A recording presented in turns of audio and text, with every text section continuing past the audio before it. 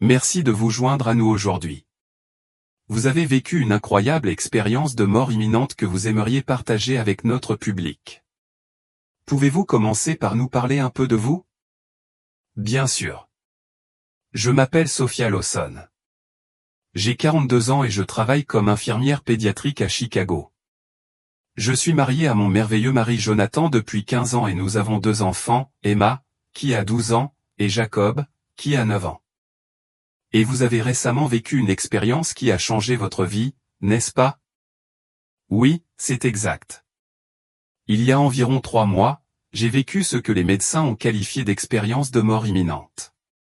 Ce fut l'événement le plus profond et le plus transformateur de ma vie. Pouvez-vous nous expliquer ce qui s'est passé? C'était un mardi soir, et je venais de terminer mon service à l'hôpital. Je rentrais chez moi en voiture, impatiente de dîner avec ma famille. La dernière chose dont je me souviens, c'est de m'être arrêté à un feu rouge à environ 1 mile de notre maison. Et ensuite, que s'est-il passé? D'après les témoins et le rapport de police, un conducteur ivre a grillé le feu rouge et a percuté ma voiture du côté conducteur à grande vitesse. L'impact a été catastrophique. Ma voiture a été détruite et je me suis retrouvé coincé à l'intérieur, inconscient et saignant abondamment. Cela semble terrifiant. De quoi vous souvenez-vous ensuite? La prochaine chose dont j'ai eu conscience a été une sensation de flottement. C'était comme si j'étais soudainement libéré de mon corps, en apesanteur et sans douleur. Je pouvais voir la scène de l'accident sous moi, les voitures froissées, les lumières clignotantes des véhicules d'urgence arrivant. J'ai vu les ambulanciers travailler frénétiquement pour m'extraire des décombres. Vous viviez une expérience hors du corps? Oui, exactement. Je me sentais complètement calme et en paix, observant simplement tout ce qui se passait en dessous. Puis j'ai pris conscience d'une lumière chaude et brillante au-dessus de moi. C'était la lumière la plus belle et la plus invitante que j'ai jamais vue. Je me suis senti attiré par elle, comme si elle m'appelait chez moi. Que s'est-il passé lorsque vous vous êtes dirigé vers la lumière? En m'approchant de la lumière, je me suis senti enveloppé par l'amour le plus incroyable, un amour plus profond et plus pur que tout ce que j'ai jamais connu sur Terre. C'était bouleversant de la meilleure façon possible. Et puis je l'ai vu.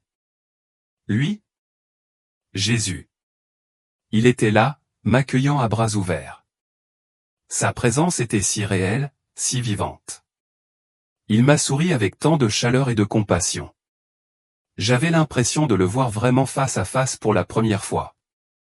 Comment c'était, de rencontrer Jésus?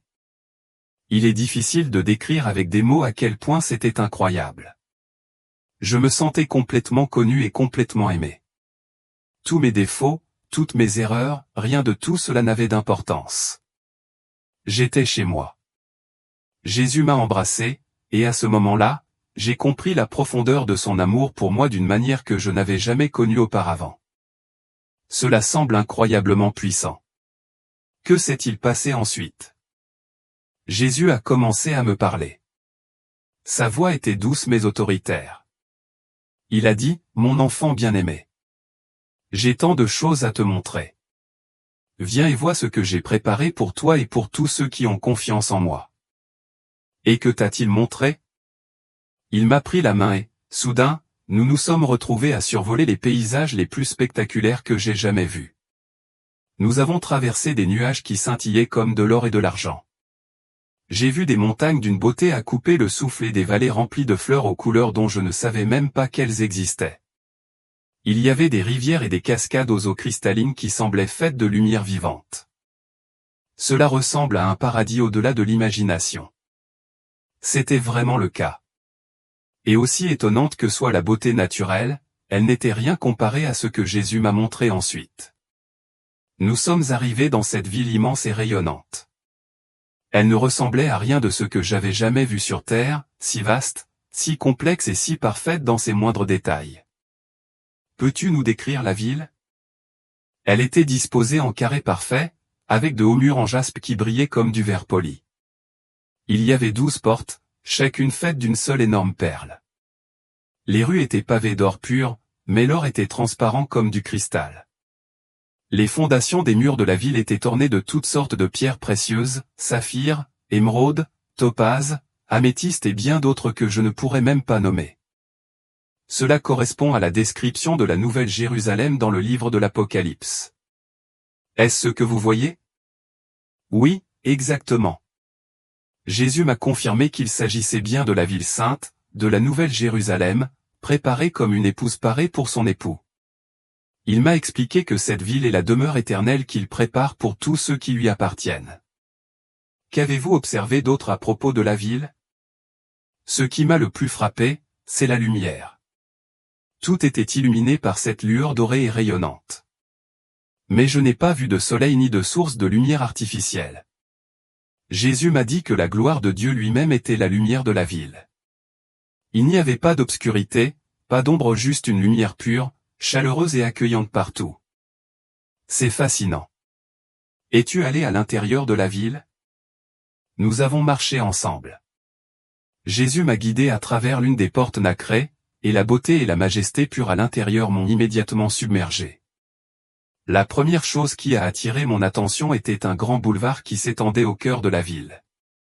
Cela ressemblait à une rue principale, mais c'était bien plus magnifique que tout ce que j'aurais pu imaginer. Que as-tu vu le long de cette rue? Une rivière aux eaux cristallines coulait gracieusement au milieu du boulevard. Jésus m'a expliqué que c'était la rivière de l'eau de la vie. De chaque côté de la rivière se dressaient les arbres les plus étonnants que j'ai jamais vus, l'arbre de vie portant 12 sortes de fruits différents. Les feuilles de ces arbres étaient destinées à la guérison des nations. Cela ressemble incroyablement aux descriptions bibliques du ciel. Qu'est-ce que Jésus t'a montré d'autre? Il m'a ensuite amené à un endroit qu'il a appelé la maison du Père. Cette structure était énorme et à couper le souffle, mais l'appeler une maison semblait un euphémisme. Cela ressemblait davantage à un vaste complexe de palais qui s'étendait à l'infini dans toutes les directions. Pouvez-vous le décrire un peu plus en détail? L'architecture ne ressemblait à rien de ce que j'avais déjà vu sur Terre, familière, mais complètement surnaturelle. Il y avait des flèches imposantes, de vastes cours et d'innombrables pièces et couloirs. Chaque surface et structure était faite des matériaux les plus précieux, or, platine, cristal et pierres précieuses rares. Pourtant, ce qui m'a le plus frappé, c'était le sentiment de chaleur et d'accueil. Ce n'était pas une froide démonstration de richesse, cela ressemblait à une véritable maison. Jésus a-t-il mentionné ce qu'il avait préparé pour vous? En a-t-il parlé davantage? Oui, il l'a fait. Il m'a conduit dans un long couloir bordé de nombreuses portes de chaque côté. S'arrêtant devant une porte en particulier, il s'est tourné vers moi et m'a dit, « C'est pour toi. » Lorsqu'il l'a ouverte, j'étais complètement sans voix, rempli d'admiration devant ce qui se trouvait devant moi. Que as-tu vu en entrant dans ta chambre? C'était la plus belle chambre que j'avais jamais vue, même si le terme « suite » serait peut-être plus approprié. Tout y était impeccablement conçu pour refléter mes goûts et ma personnalité. Les couleurs s'harmonisaient parfaitement, le mobilier était agencé avec raffinement et les œuvres d'art qui ornaient les murs me semblaient profondément familières, mais bien plus magnifiques que tout ce que j'aurais pu imaginer ou créer moi-même. Cela semble incroyable. Jésus a-t-il expliqué le but de ces chambres? Certainement. Il a expliqué que dans la maison de son Père, il y a de nombreuses demeures, chacune préparée avec amour pour chacun de ses disciples. Ces chambres, a-t-il expliqué, servent de maisons éternelles pour les enfants de Dieu, des sanctuaires où nous demeurons en parfaite communion avec lui et les uns avec les autres pour toute l'éternité. Est-ce qu'il y a quelque chose dans votre pièce qui a attiré votre attention? Oui, plusieurs éléments se sont distingués. Un mur était orné d'un tableau à couper le souffle qui représentait des scènes de ma vie, des moments précieux où j'avais fait preuve d'amour et de gentillesse envers les autres. Jésus m'a expliqué que c'étaient des trésors que j'avais accumulés au ciel grâce à mes actions sur terre, mettant en valeur l'impact de ma vie et de mes choix. C'est fascinant. Qu'avez-vous observé d'autre dans la pièce? Il y avait une magnifique bibliothèque débordant de livres. En me penchant plus près, j'ai réalisé que ces volumes étaient remplis des journaux de mes prières et de mes conversations avec Dieu tout au long de ma vie. Jésus m'a dit que chaque parole adressée au Père avec foi était non seulement valorisée mais soigneusement préservée, servant de témoignage de ma relation avec lui. Il semble que chaque détail était imprégné d'une profonde signification personnelle. Absolument. Il y avait même une vitrine contenant ce qui semblait être des médailles ou des trophées. Jésus m'a expliqué que ceci représentait les récompenses de la fidélité et de l'obéissance dans divers aspects de ma vie. Il a souligné que si tous les croyants sont également appréciés et accueillis au ciel, il existe différents degrés de récompense en fonction de la façon dont nous choisissons de vivre notre vie sur terre. C'est un concept profond. Jésus vous a-t-il emmené voir autre chose dans la maison du Père? Oui, il m'a conduit dans une grande salle qu'il a appelée la salle de banquet. Elle était vaste, avec une table qui semblait s'étendre à l'infini, magnifiquement dressée pour un festin. Jésus a dit que ce serait le lieu où tous les enfants de Dieu se rassembleraient pour partager des repas ensemble dans une communion parfaite pour l'éternité, ou une image époustouflante qui a rempli mon cœur de joie. Avez-vous rencontré d'autres personnes au cours de votre expérience? Oui. Alors que nous nous promenions dans la ville animée, j'étais entouré d'innombrables personnes au plus que je ne pourrais jamais espérer en compter. Ils venaient de toutes les nations, tribus et langues, exactement comme décrit dans la Bible. Chaque individu rayonnait de joie et de paix, adorant Dieu et jouissant d'un extraordinaire sentiment de communauté les uns avec les autres. Avez-vous reconnu quelqu'un dans la foule? Oui, j'ai été ravi de revoir ma grand-mère, décédée quand j'étais adolescente. Elle avait l'air incroyablement jeune et pleine de vie. J'ai aussi aperçu une amie proche de l'université qui est décédée tragiquement dans un accident de voiture. Elles m'ont toutes deux chaleureusement embrassé, exprimant leur enthousiasme à l'idée que je les rejoigne un jour, tout en me rappelant gentiment que mon heure n'était pas encore venue. Cela a dû être une rencontre émouvante pour vous. Jésus vous a-t-il expliqué la signification de tout cela? Il l'a certainement fait. Il m'a dit qu'il m'offrait un aperçu de l'avenir incroyable qui attend ceux qui placent leur confiance en lui. Son désir était que je partage cet espoir avec d'autres, pour leur faire savoir qu'il y a bien plus au-delà de cette vie terrestre. Jésus avait-il d'autres messages spécifiques pour vous? Oui, il m'a regardé profondément dans les yeux avec un amour si profond et a dit, « Je suis si fier de toi. Tu as été fidèle à ce que je t'ai confié.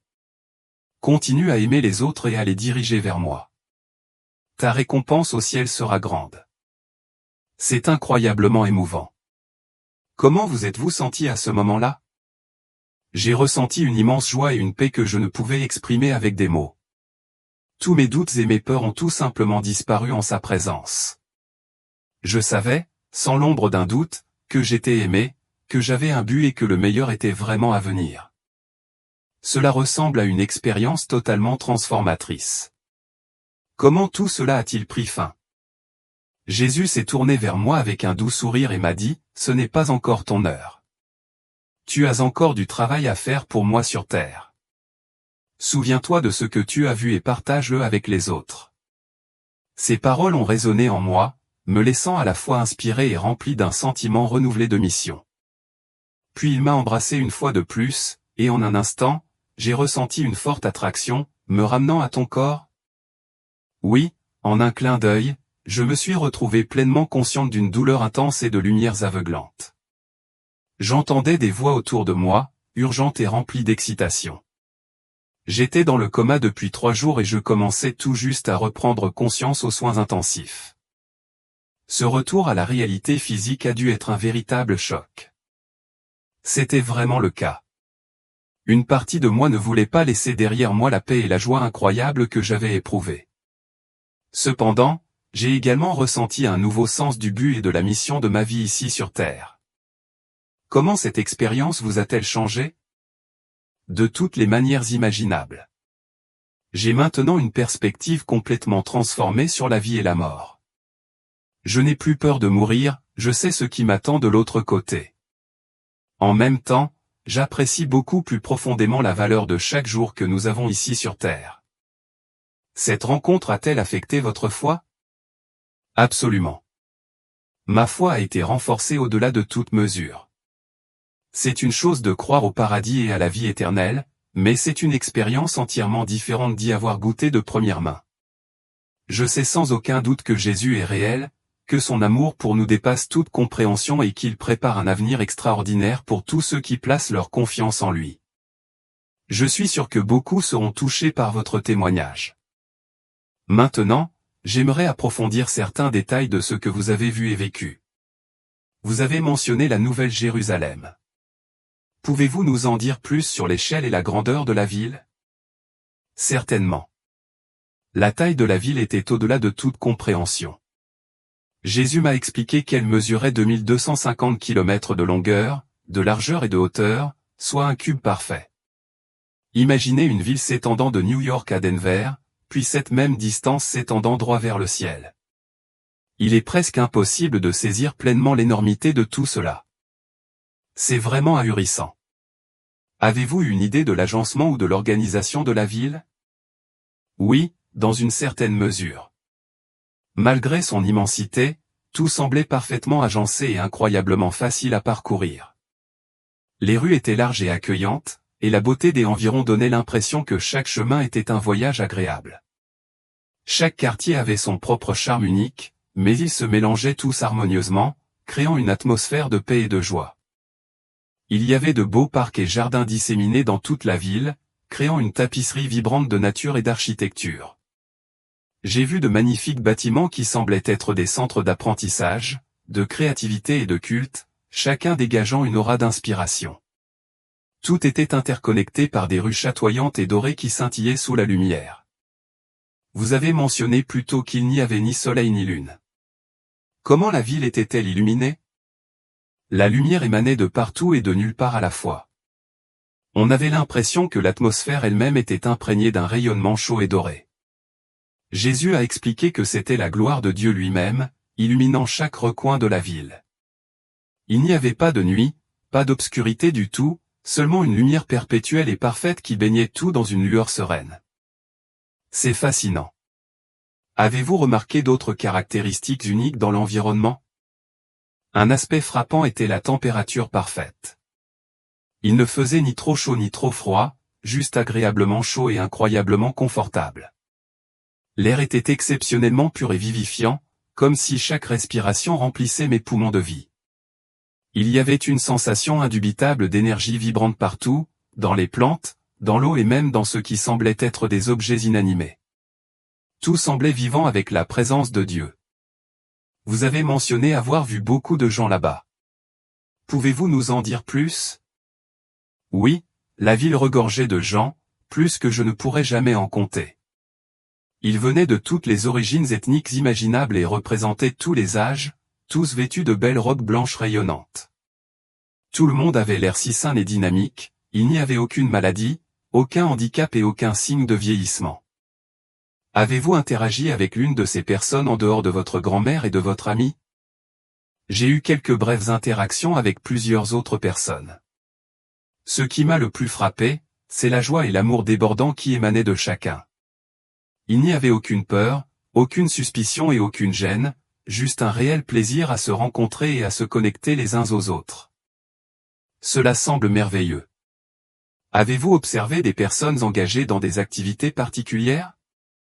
Oui, j'ai vu des personnes participer à diverses activités.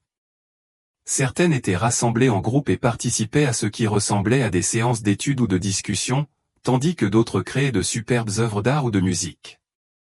J'ai observé des personnes s'occuper des jardins et des parcs, prenant soin de la flore vibrante avec soin. Mais tout était imprégné d'un sentiment de but joyeux, ce n'était pas du travail au sens traditionnel du terme, mais plutôt une expression délicieuse de créativité et de service. Vous avez mentionné la musique. À quoi ressemblait la musique du ciel? Oh, c'était d'une beauté indescriptible. Il y avait un courant de musique constant dans toute la ville, une symphonie céleste qui ne cessait jamais. C'était comme si les mélodies étaient tissées dans la trame même de l'atmosphère, élevant les esprits et remplissant les cœurs de paix et de joie. Chaque note résonnait avec un sentiment d'harmonie, créant un environnement où tout semblait connecté et vivant. J'ai entendu des chœurs chanter en parfaite harmonie, accompagnés d'instruments que je n'avais jamais rencontrés auparavant. J'avais l'impression que même les éléments se joignaient à la mélodie, créant une atmosphère de pure joie. C'était comme si toute la création rendait continuellement grâce à Dieu, remplissant l'air d'une symphonie sonore à couper le souffle qui résonnait au plus profond de mon âme. Cela semble absolument enchanteur. Vous avez mentionné plus tôt les récompenses au ciel. Pouvez-vous développer ce que Jésus vous a révélé à ce sujet? Oui, Jésus a expliqué que si le salut est un don gratuit reçu par la foi, il existe en effet des récompenses au ciel qui correspondent à la façon dont nous vivons notre vie sur terre. Il m'a montré ce qui ressemblait à une belle cérémonie où les croyants recevaient des couronnes et d'autres honneurs de sa part. Ce qui m'a le plus frappé, c'est que chaque personne qui recevait ces récompenses les jetait immédiatement aux pieds de Jésus dans un acte d'adoration, reconnaissant que toute bonté ou tout mérite en eux était uniquement dû à sa grâce. C'est une image profonde. Jésus a-t-il donné des indications sur les types d'actions sur terre qui conduisent à des récompenses au ciel? Il l'a fait. Il a souligné que ce ne sont pas les grandes démonstrations publiques de piété qui comptent vraiment, mais plutôt les petits actes d'amour, de bonté et de fidélité, souvent invisibles. Il m'a montré des scènes d'individus récompensés pour des actions telles que prendre soin patiemment d'un membre de la famille malade, donner discrètement à ceux qui sont dans le besoin sans chercher de reconnaissance et rester constants dans la prière même lorsqu'il semble que leurs efforts soient vains. C'était très encourageant à voir, car cela mettait en évidence que même les plus petits actes d'obéissance sont remarqués et récompensés au ciel. Avez-vous appris quelque chose sur le concept du temps au ciel? C'est une question fascinante. Le temps semblait fonctionner différemment là-bas. Il ne semblait pas linéaire comme ici sur Terre. Il n'y avait pas de sentiment de précipitation ou d'urgence, mais en même temps, il n'y avait pas d'ennui ou de moments perdus. Jésus a expliqué que dans l'éternité, nous aurons un temps illimité pour explorer, apprendre, créer et approfondir nos relations avec Dieu et les uns avec les autres. C'est un concept captivant à essayer de comprendre. Vous avez mentionné l'apprentissage et la croissance. Cela signifie-t-il que nous ne savons pas tout instantanément au paradis? Non, nous ne devenons pas omniscients. Jésus m'a révélé que le paradis est un lieu de découverte et d'émerveillement continu. Il existe de vastes bibliothèques remplies de connaissances qui n'attendent qu'à être explorées, de nouvelles compétences à acquérir et des profondeurs infinies du caractère de Dieu dans lesquelles plonger.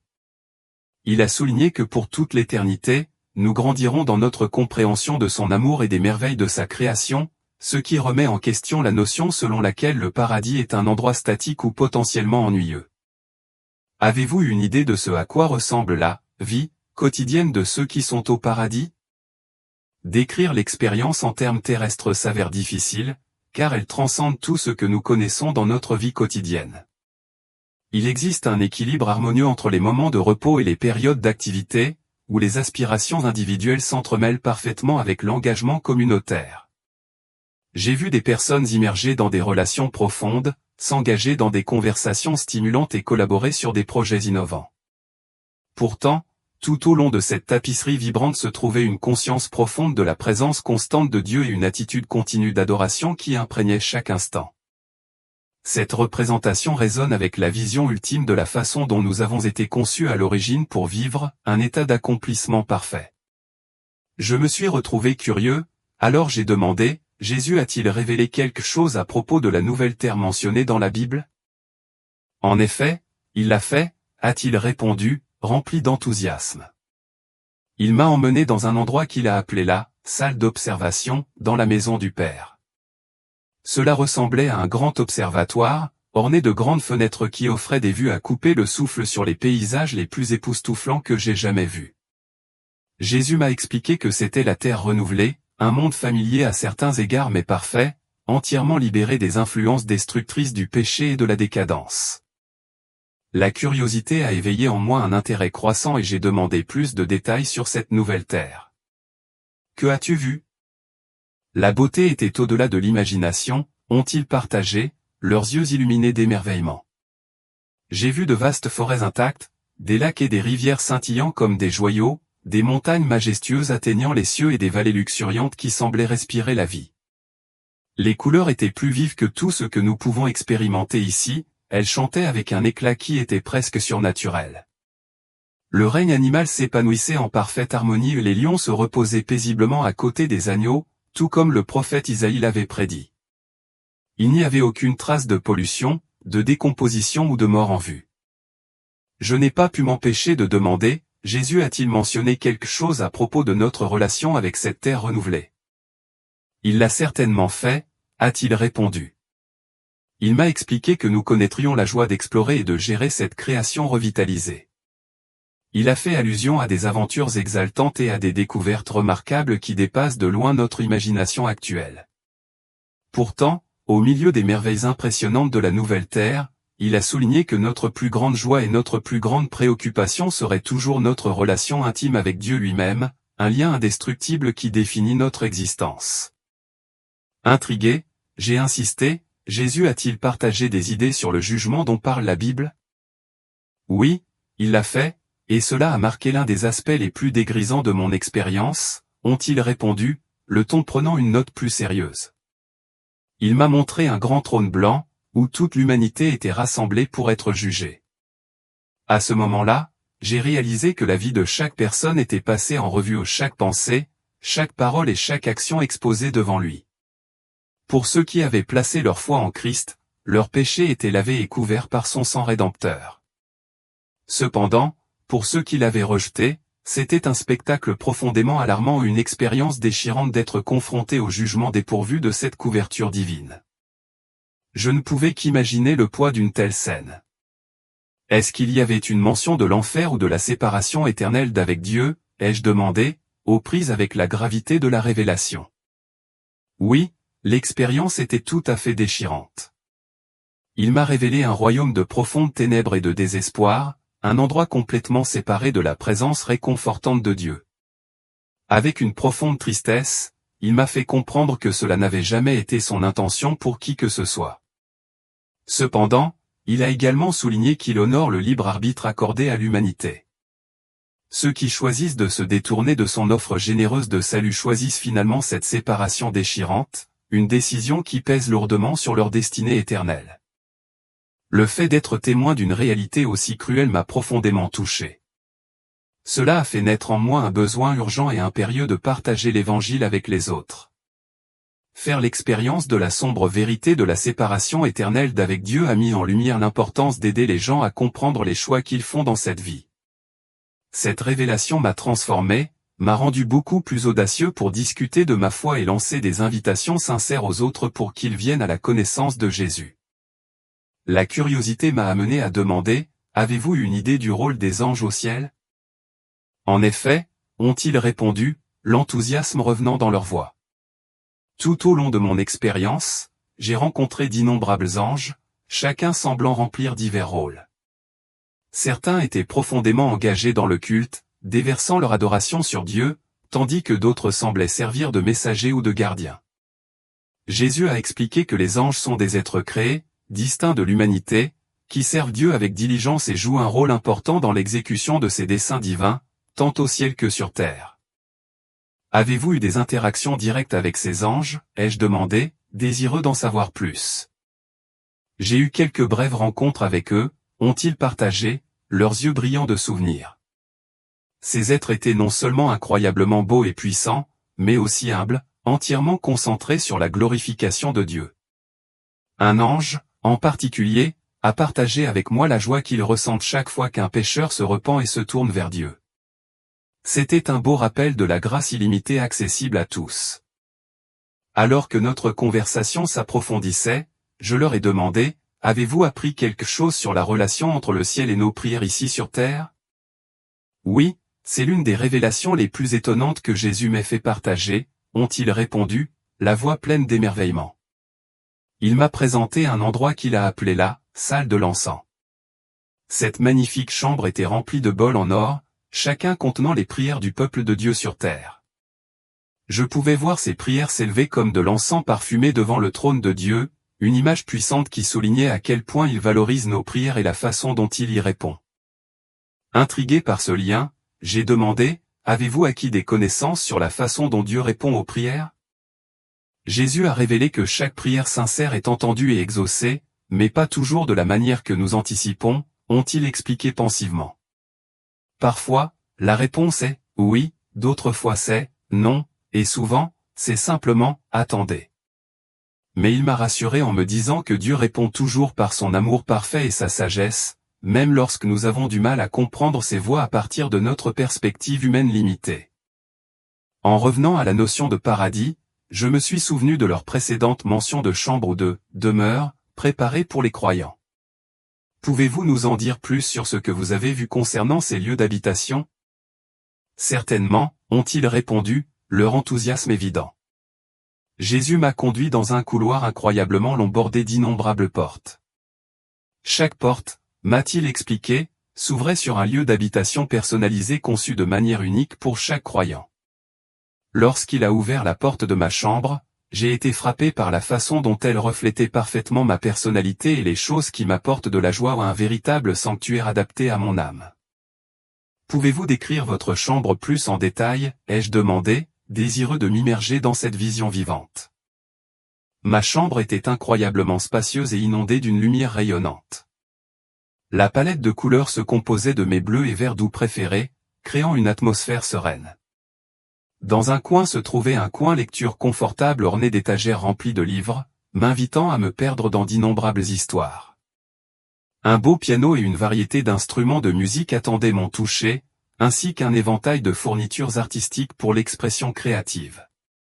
Il y avait même un télescope placé près d'une fenêtre, parfait pour observer les étoiles par nuit claire. Tout ce que j'aimais était présent dans cet espace, mais il était élevé au-delà de tout ce que j'aurais pu imaginer sur Terre. Cela semble absolument merveilleux, ai-je dit, captivé. Jésus a-t-il partagé quelque chose sur la façon dont ces pièces sont préparées pour nous? Il l'a fait, ont-ils répondu avec un sourire. Il a expliqué qu'il connaît chacun de nous intimement, créant ces espaces pour refléter parfaitement nos personnalités uniques et les désirs les plus profonds de nos cœurs. Ce qui est vraiment remarquable, c'est que ces pièces ne sont pas fixes, elles grandissent et évoluent à mesure que nous approfondissons notre relation avec lui. Ce sont des représentations dynamiques de notre voyage continu avec Dieu, un beau concept qui met en valeur notre croissance spirituelle. Avez-vous eu un aperçu de la chambre de quelqu'un d'autre pendant que vous étiez là? J'ai demandé, curieuse de connaître les variations. Oui, Jésus m'a montré quelques autres pièces brièvement, et chacune était remarquablement unique, ont-ils partagé, leur enthousiasme débordant. Une pièce ressemblait à une vaste bibliothèque, remplie de rangées infinies de livres, tandis qu'une autre ressemblait à un atelier d'artiste avec des vues à couper le souffle qui semblait s'étendre jusqu'à l'éternité. Au ciel, a-t-il expliqué, nous aurons la glorieuse opportunité de poursuivre et de cultiver tous les dons et intérêts qu'il nous a donnés, libres des limitations auxquelles nous sommes confrontés sur Terre. L'idée d'une telle liberté et d'une telle créativité m'a rempli d'enthousiasme. Maintenant, je suis curieuse, Jésus a-t-il révélé quelque chose sur la façon dont les événements sur Terre apparaissent du point de vue du ciel? Oui, il l'a fait. Il y avait un endroit qu'il a appelé la tour de garde, ont-ils expliqué. De ce point de vue, j'ai pu observer les événements qui se déroulaient sur Terre. Ce qui m'a le plus frappé, c'est le contraste frappant entre les points de vue, des choses qui semblent extrêmement importantes dans notre vie quotidienne paraissent souvent insignifiantes depuis le ciel. À l'inverse, de petits actes de foi et d'amour rayonnent de mille feux, illuminant la trame de l'expérience humaine. C'est un changement de perspective profond, ai-je remarqué. Avez-vous acquis une idée de la façon dont Dieu voit l'histoire humaine et les événements actuels? Absolument, ont-ils répondu, leur voix ferme et convaincue. Jésus m'a montré que Dieu est intimement impliqué dans les affaires humaines, orchestrant ses desseins divins même à travers des événements qui peuvent nous sembler chaotiques ou dénués de sens. Il a souligné que le plan ultime de Dieu est celui de la rédemption et de la restauration, chaque événement sur terre menant à ce magnifique but final. C'est rassurant à entendre, ai-je dit, réconforté par cette pensée. Avez-vous appris quelque chose sur la façon dont les croyants sur terre et ceux au ciel se rapportent les uns aux autres? Oui, Jésus a magnifiquement éclairé cela, ont-ils expliqué. Il a révélé un lien fort entre l'Église sur terre et les saints au ciel. Il l'a appelé la « grande nuée de témoins » mentionnée dans Hébreux 12. J'ai vu que ceux qui sont au ciel sont non seulement conscients de ce qui se passe sur terre, mais aussi profondément intéressés par ce qui se passe sur terre, en particulier dans la vie des croyants. Ils nous encouragent, pour ainsi dire, alors que nous courons notre course de foi avec persévérance et espoir. C'est vraiment encourageant à considérer. Alors que nous commençons à conclure notre conversation, je suis curieux, Jésus a-t-il transmis des messages ou des instructions spécifiques à partager avec les gens sur terre? Il l'a fait en effet. Son message central était un message d'espoir et d'urgence. Il veut que chacun sache à quel point il les aime profondément et qu'il a préparé un avenir extraordinaire pour tous ceux qui placent leur confiance en lui. Pourtant, il a également souligné l'importance d'être prêt, de vivre chaque jour avec une perspective éternelle fermement à l'esprit. A-t-il donné des avertissements spécifiques ou des choses sur lesquelles il faut être vigilant, ai-je demandé. Oui, il a donné plusieurs avertissements cruciaux. Il a mis en garde contre le danger de trop s'emmêler dans les distractions de ce monde, ce qui peut conduire à perdre de vue ce qui compte vraiment dans la vie. Il a souligné l'importance de rester connecté à lui par la prière et l'étude de sa parole, exhortant les croyants à cultiver cette relation. De plus, il a mis en garde contre les dangers posés par les faux enseignants qui déforment le message de l'Évangile, égarant les autres. Ce sont des rappels essentiels, ai-je reconnu. Comment cette expérience profonde a-t-elle eu un impact sur votre vie quotidienne depuis votre retour? Cela a radicalement changé mon objectif, ont-ils répondu pensivement. Je me retrouve à me concentrer beaucoup plus sur ce qui compte vraiment. Les biens matériels, les réalisations professionnelles et le succès mondain semblent insignifiants maintenant comparés à l'appel à aimer Dieu et à étendre l'amour aux autres. Je suis devenu beaucoup plus intentionnel dans le partage de ma foi et dans la démonstration de l'amour du Christ à tous ceux que je rencontre. Avez-vous rencontré du scepticisme lorsque vous avez partagé votre histoire, ai-je demandé, curieux de connaître les réactions auxquelles ils ont été confrontés. Absolument, ont-ils admis avec un sourire entendu. Je comprends parfaitement à quel point cela semble incroyable et, honnêtement, j'aurais probablement été sceptique moi-même avant de l'avoir vécu de mes propres yeux. Pourtant, je sais que ce que j'ai vécu était réel et je ressens une forte envie de partager mon histoire, quelle que soit la perception des autres. Que diriez-vous à quelqu'un qui doute de l'authenticité de votre expérience, ai-je demandé, impatient d'entendre son point de vue. Je l'encouragerais à examiner les preuves, pas seulement mon récit personnel, mais aussi les innombrables témoignages similaires d'individus du monde entier qui ont vécu des expériences de mort imminente. Bien que les détails puissent différer, il existe des cohérences remarquables dans ce que les gens rapportent avoir vu et ressenti, ce qui peut être assez convaincant. En parlant de cohérence, comment votre expérience correspond-elle aux enseignements chrétiens traditionnels sur le paradis? J'ai sondé plus en détail. À bien des égards, elle s'aligne très étroitement, ont-ils répondu pensivement. Le concept de Jésus préparant une place pour nous, l'accent mis sur l'amour et notre relation avec Dieu, et la compréhension de l'éternité comme une existence active et pleine de sens, toutes ces idées sont profondément ancrées dans les Écritures. Cependant, je crois que mon expérience a également élargi ma compréhension, offrant de nouvelles perspectives sur la nature profonde de l'amour de Dieu et la beauté de la vie éternelle qu'il offre. Par exemple, le concept du paradis comme royaume de croissance et de créativité permanente n'est pas toujours mis en avant dans les enseignements traditionnels, mais il s'harmonise parfaitement avec la nature de Dieu telle que révélée dans la Bible. Si vous deviez résumer votre expérience en ne gardant que la leçon la plus importante que vous ayez apprise, quelle serait-elle? Sans aucun doute, la réalisation la plus profonde est la réalité et la profondeur de l'amour de Dieu pour nous, ont-ils déclaré avec fermeté. Tout ce dont j'ai été témoin au paradis, la beauté à couper le souffle, la joie débridée, la paix parfaite émanait de l'amour incroyable de Dieu. Et la vérité remarquable est que nous n'avons pas besoin d'attendre de quitter cette vie pour faire l'expérience de cet amour. Il est à notre disposition dès maintenant, grâce à une relation personnelle avec Jésus.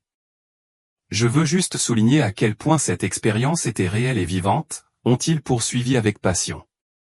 Ce n'était pas un simple rêve ou une hallucination passagère, c'était bien plus tangible que tout ce que j'ai pu rencontrer dans cette existence physique. L'amour que j'ai ressenti, l'amour parfait et universel de Jésus m'a changé de manière irrévocable. Je veux que chacun comprenne que cet amour transformateur est également à sa disposition. C'est un très beau message pour conclure, ai-je remarqué, ressentant le poids de leurs mots. Sophia, merci beaucoup d'avoir partagé avec nous votre expérience extraordinaire, ai-je ajouté sincèrement. Je suis sûr que votre histoire apportera de l'espoir et des encouragements à beaucoup. Merci de m'avoir permis de partager cela, a-t-elle répondu chaleureusement. Ma prière sincère est que tous ceux qui entendent cela soient inspirés à rechercher une relation plus profonde avec Jésus et à vivre leur vie en pensant à l'éternité. Le ciel n'est pas seulement un concept abstrait, il est réel et il est bien plus merveilleux que ce que nous pouvons même commencer à imaginer. Et cet avenir glorieux est accessible à tous ceux qui placent leur confiance en Christ.